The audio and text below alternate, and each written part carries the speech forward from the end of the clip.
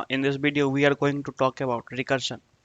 तो इस वीडियो में हम देखते हैं रिकर्शन कैसे काम करता है। तो रिकर्शन से पहले हम ये देखेंगे कि जावा में function how the function works. तो क्या होता है, जैसे हमने एक क्लास बनाया, जैसे मान लीजिए हमने एक क्लास बनाया। हाँ, क्लास मान लीजिए मैंने एग्जाम्पल क्लास बनाया। उसके अंदर मैं सिर्फ PSVM लिखता हूँ, पब्लिक स्टैटिक वॉइड मेन के लिए।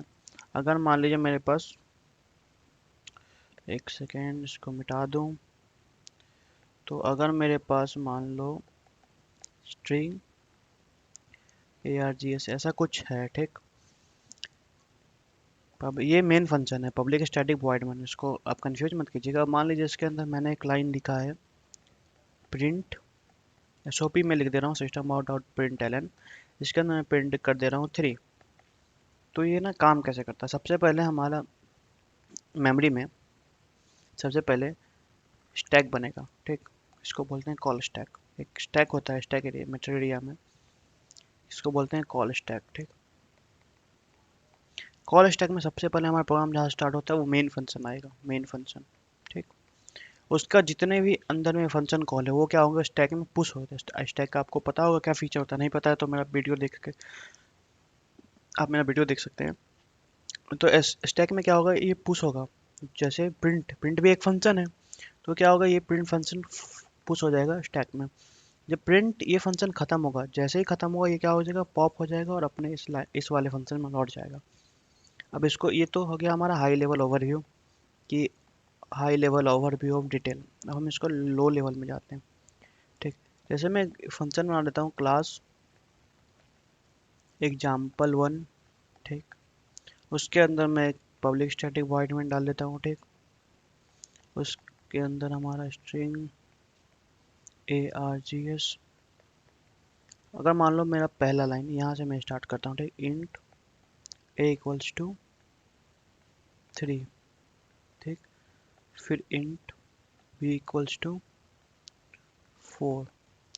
फिर मेरे पास एक मान लो फंक्शन है, उसके अंदर मैंने a प्लस बी कॉल किया। और एक मेरे पास डिफरेंस फंक्शन है जिसको मैंने a माइनस बी कॉल किया। उसके बाद क्या किया, मैंने इसको एंड कर दिया, ठीक। एक दूसरा फंक्शन बनाया स्टैटिक वाइड, क्योंकि कुछ रिटर्न नहीं कर रहा है, सम इंट ए। यहाँ मैं एक्चुअली इनकरवर कर दिया, यहाँ थिंक ये होता है, okay. Int A int B, और यहाँ पे मैं कर दिया SOP मतलब system dot out dot print L N A plus B. उसके बाद मैं क्या, इसको रिटर्न कर गया। उसका फिर से मैं एक फंक्शन बनाया स्टैटिक, मुझे थिकनेस लगता है बढ़ानी पड़ेगी, स्टैटिक वाइड डिफरेंस। इसके अंदर भी मैं मान लो इंट ए और इंट बी रख देता हूँ, और यहाँ भी SOP रख दिया, मान लो सिस्टम डॉट डॉट प्रिंटलन ए माइनस बी। अब मेरे पास इस प्रोग्राम में 3 फंक्शन है। अगर मैं गौर से दिखाऊँ आपको तो देयर 3 फंक्शन। पहला फंक्शन यहाँ कॉल हुआ, दूसरा यहाँ कॉल हुआ, दोनों डिफाइंड कहाँ है, सम यहाँ डिफाइंड है एंड डिफरेंस इज हियर। तो सबसे पहले कॉल स्टैक में सबसे पहले क्या आएगा, सबसे पहले कॉल स्टैक में आएगा मेन फंक्शन, हमारा मेन।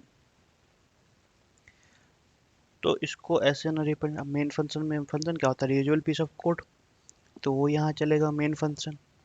अब मेन फंक्शन का पहला line, if you notice the first line of the main function it is int a equals to 3।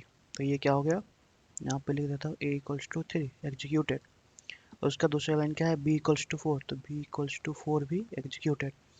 अब अगला है सम। सम क्या एक फंक्शन है, तो मेरा प्रोग्राम क्या यहाँ पर रुक जाएगा, यहाँ पे मेरा प्रोग्राम रुक जाएगा किसके लिए, इस फंक्शन के एग्जीक्यूट होने के लिए। अब ये फंक्शन स्टैक में पुश होगा, सम, ठीक। सम जब पुश हुआ, सम में जाएंगे हम। सम में पहला लाइन क्या है, SOP ए प्लस बी। सम में भी एक क्या फंक्शन है, प्रिंट एलन, ठीक। सब में क्या है function, print L N, print function है। तो प्रिंट फंक्शन भी पुश होगा।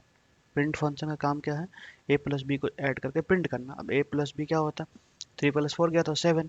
7 प्रिंट करने के बाद ये क्या हुआ, रिटर्न कर जाएगा। अब जब मान लो रिटर्न करेगा तो प्रिंट फंक्शन पॉप हो जाएगा स्टैक से। स्टैक से क्या हो जाएगा, प्रिंट फंक्शन पॉप। तो इसको मैं यहाँ से इरेज कर देता हूँ। आफ्टर पॉपिंग दैट एलिमेंट, फिर हम सम पे कहाँ आएंगे, सम पे पहला लाइन था, अभी रुका हुआ था, पहला लाइन पे एसओपी कॉल हुआ था ना। जब एसओपी कॉल हो जाएगा फिर से अगले लाइन पे आएंगे। अगला लाइन क्या है हमारा? टर्मिनेशन। जैसे टर्मिनेशन होगा तो ये फंक्शन अब रिटर्न करता है। रिटर्न मतलब ये फंक्शन हो गया कॉल स्टैक से पॉप।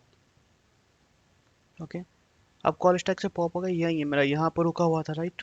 अगर मैं अपने मेन फंक्शन में जाऊँ, मेन फंक्शन मेरा यहाँ रुका हुआ था। उसके बाद मेन फंक्शन अब अगले लाइन में आ जाएगा डिफरेंस के लिए। डिफरेंस के लिए भी सेम प्रोसीजर, कॉल स्टैक में डिफरेंस पुश हुआ, डिफरेंस का first line SOP print L N, फिर से प्रिंट, एक प्रिंट फंक्शन पुश होगा। प्रिंट फंक्शन अपना काम करके रिटर्न करेगा, तो पहला लाइन इसने प्रिंट किया, दूसरा लाइन में क्या है डिफरेंस में? रिटर्न। रिटर्न है, तो रिटर्न, जैसे रिटर्न होगा ये फंक्शन से पॉप हो जाएगा। पॉप होने का फिर ये डिफरेंस खत्म। अब मेन फंक्शन में देखोगे तो डिफरेंस भी खत्म। इसका अगला लाइन क्या है? टर्मिनेशन। तो जैसे ही ये टर्मिनेशन लाइन हमारा मिलेगा, वैसे ये भी मेन फंक्शन भी क्या हो जाएगा? पॉप। तो हमारा कॉल स्टैक डिस्ट्रॉय हो गया और ये हमारा प्रोग्राम भी खत्म हो गया। तो इस तरह से हमारा फंक्शन काम करता है। अगर आपको नहीं समझ में आया, you can go and watch again this thing. अगर ये समझ में आ गया तो recursion is very easy. Let us understand how recursion works. हम मान लो मुझे रिकर्जन सबसे पहले होता क्या है इसको देख लेते हैं। Recursion is when a function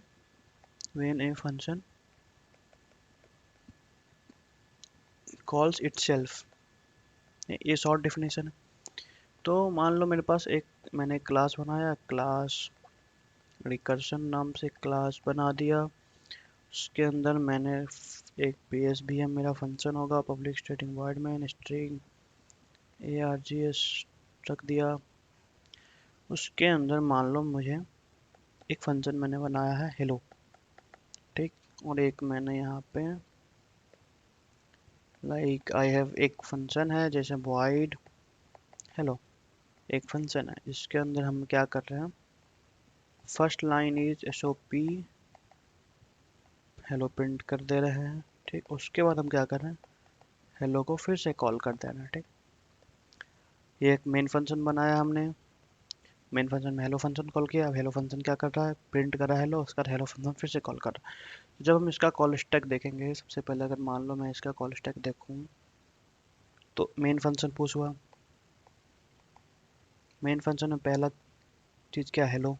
तो पहला लाइन हेलो, इसके एग्जीक्यूशन के लिए पॉइंटर यहाँ रुकेगा और हेलो फंक्शन यहाँ पुश होगा। अब हेलो फंक्शन पुश हुआ तो उसका पहला लाइन क्या है? SOP print L N. Print function भी प्रिंट भी एक फंक्शन है, तो वो क्या हुआ? पुश हुआ। प्रिंट अपना काम किया, हेलो प्रिंट करके रिटर्न किया। कहाँ है पहला काम? यहाँ पे था प्रिंट, यहीं पे रुका हुआ था इसका एग्जीक्यूशन के लिए। जब एग्जीक्यूट हो जाएगा तो अगले लाइन में आएगा, ये पॉप हो गया। अब अगले लाइन में क्या? हेलो फंक्शन फिर से। तो फिर से क्या होगा हमारा? एक हेलो फंक्शन पुश होगा, ठीक। हेलो फंक्शन फिर से पुश हुआ। फिर से हेलो फंक्शन में सिस्टम डॉट आउट में प्रिंट एलन हेलो, पहला चीज़ क्या है? प्रिंट। प्रिंट के लिए रुका, प्रिंट किया, पॉप हुआ, ठीक। मैं इसको दोबारा नहीं बना रहा। फिर हेलो फंक्शन कॉल हुआ, तो पॉइंटर यहाँ रुकेगा किसके लिए? इस हेलो फंक्शन के लिए एग्जीक्यूट होने के लिए। इसमें यहाँ रुका हुआ है, तो इस हेलो फंक्शन के लिए फिर एक कॉल स्टैक बनेगा। फिर यहाँ पे प्रिंट फंक्शन कॉल होगा, प्रिंट करेगा, फिर अगले लाइन पे फिर हेलो फंक्शन कॉल हुआ। तो ऐसे करके ये अनलिमिटेड टाइम ऑफ स्टैक में पुश होता जा रहा है। बट एक टाइम आएगा जब मेमोरी, इसकी मेमोरी फुल हो जाएगी, उस टाइम हमें जो एरर आ जाएगा वो है stack overflow error. Stack overflow error. तो इस चीज़ को रोकने के लिए हम क्या लगवाते हैं? बेस कंडीशन की हमारा जो है ये कैश कितना टाइम चले, ठीक। ये हमारा जो रिकर्शन है कि how much time my recursion will going to run. तो बेस कंडीशन लगाने से क्या होगा? हमारा रुक जाएगा रिकर्शन आफ्टर सम टाइम।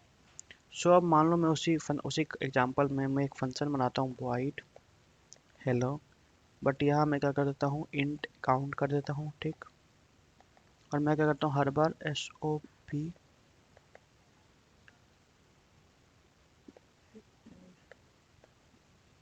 यहाँ नहीं लिखता हूँ, मैं यहाँ लेता हूँ, ठीक। SOP मैं क्या करता हूँ? हेलो लिख देता हूँ, ठीक। हेलो, और काउंट को क्या करता हूँ? प्लस प्लस, ठीक। उसके बाद मैं करता हूँ हेलो फंक्शन को कॉल करता हूँ काउंट के साथ। और यहाँ पे एक कंडीशन लगाता हूँ, if count equals to 5 then मेरा रिटर्न कर जाओ, ठीक। और यहाँ से मैं इस बार इस फंक्शन को कॉल लगाता हूँ हेलो 0। तो अगर हम गौर से इसी कॉल स्टैक को फिर से देखें तो होगा क्या, इसी फंक्शन को अगर हम गौर से देखें तो हेलो आया, यहाँ आया मेरे पास, हेलो जीरो के साथ कॉल हुआ और इस फंक्शन एग्जीक्यूशन करने के लिए मेरा मेन फंक्शन रुका हुआ है।